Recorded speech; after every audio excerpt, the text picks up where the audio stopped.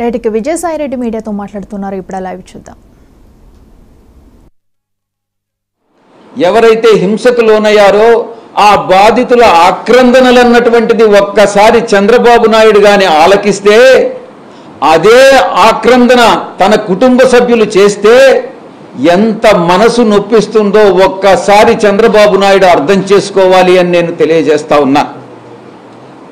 మన కుటుంబ సభ్యులు అదే రకమైనటువంటి బాధ అనుభవిస్తే మనం ఎలా ఫీల్ అవుతామో అదే ఇతరులు అనుభవించినప్పుడు కూడా ఒక నాయకుడిగా, ఒక రాష్ట్ర ముఖ్యమంత్రిగా మీరు కూడా అదే ఆవేదనతో ఆ యొక్క బాధలు తీర్చాల్సినటువంటి బాధ్యత ముఖ్యమంత్రిగా ఆయన మీద ఉంది అన్నటువంటి విషయంలో ఎటువంటి సందేహం లేదు.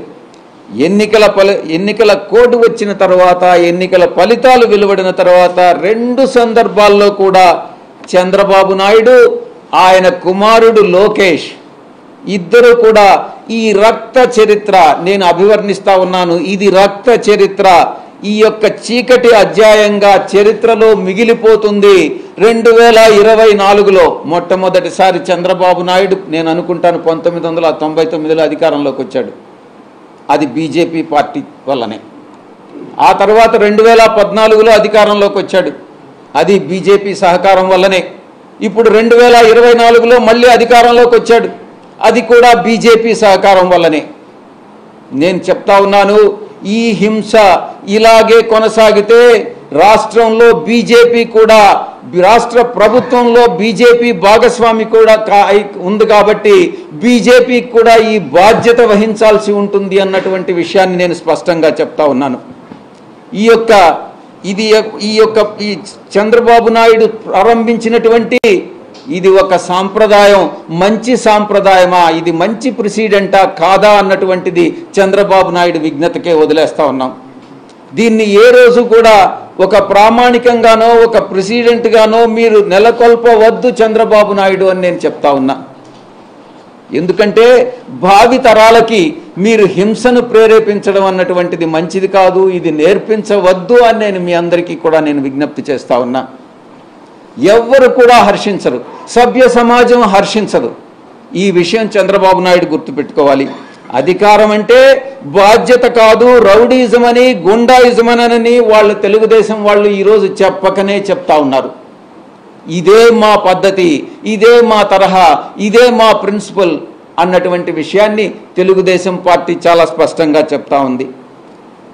నోరు ఎత్తేటటువంటి బడుగు బలహీన వర్గాలు, నిరుపేదలు, వాళ్ళందరూ మధ్యతరగతి వర్గాల పైన తెలుగుదేశం పార్టీ చూపిస్తున్నటువంటి దందాలు కానీ, ఆ యొక్క జులాయితనం కానీ ప్రదర్శించడం చూస్తే సభ్య సమాజం తల వంచుకునేటటువంటి పరిస్థితి ఈరోజు ఆంధ్ర రాష్ట్రంలో.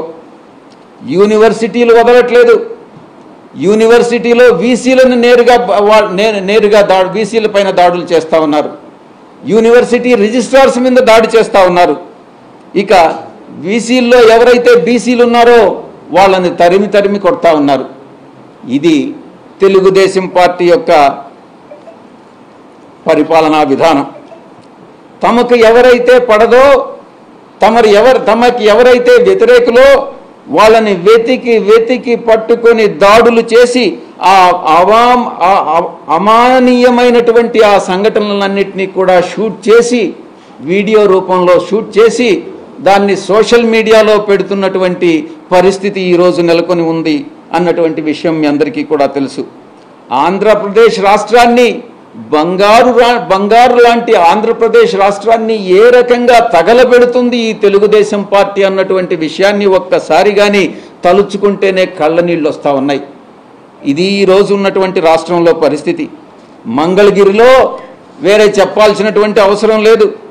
లోకేష్ మనుషులు సోషల్ మీడియా కార్యకర్త, మా సోషల్ మీడియా కార్యకర్త రాజ్ కుమార్ పట్ల ఎంత అవమానకరంగా, అమానుషంగా ప్రవర్తించారో, ఏకంగా ఎలా దాడి చేశారన్నటువంటి విషయం మనం వీడియోలో అందరం కూడా సోషల్ మీడియాలో చూసాం.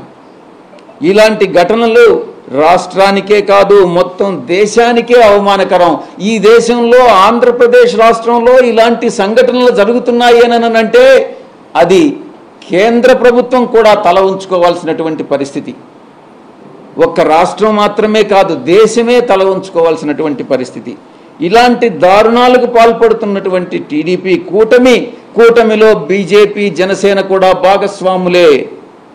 ఈ కూటమి ప్రభుత్వం ఇప్పుడు ప్రజల ప్రాణాలని ఏ రకంగా కాపాడుతుంది, ప్రజాస్వామ్యాన్ని ఏ రకంగా కాపాడుతుంది, రాష్ట్రంలో లా అండ్ ఆర్డర్ని ఎలా తెస్తుంది అన్నటువంటి విషయం ప్రజలందరూ కూడా ఆలోచించాలని నేను విజ్ఞప్తి చేస్తా ఉన్నాను.